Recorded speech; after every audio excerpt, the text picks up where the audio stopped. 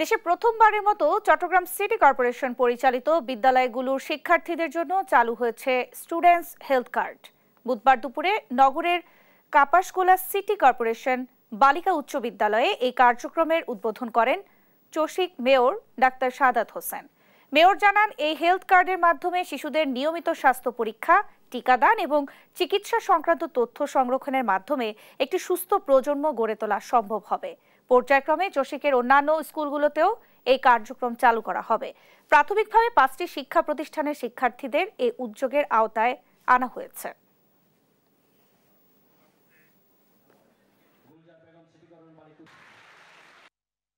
আমরা বাচ্চা পাবো, সুস্থ বাচ্চা পেলে আমরা একটি সুস্থ স্কুল পাবো, এবং সুস্থ স্কুল যদি আমরা পাই তাহলে অবশ্যই আমরা একটা সুস্থ জাতি পাবো, এবং সুস্থ জাতি পেলে আমরা একটি দুর্নীতিমুক্ত সমৃদ্ধশালী একটি গঠনমূলক আদর্শ রাষ্ট্র এবং বাংলাদেশ আমরা গড়ে তুলতে পারবো।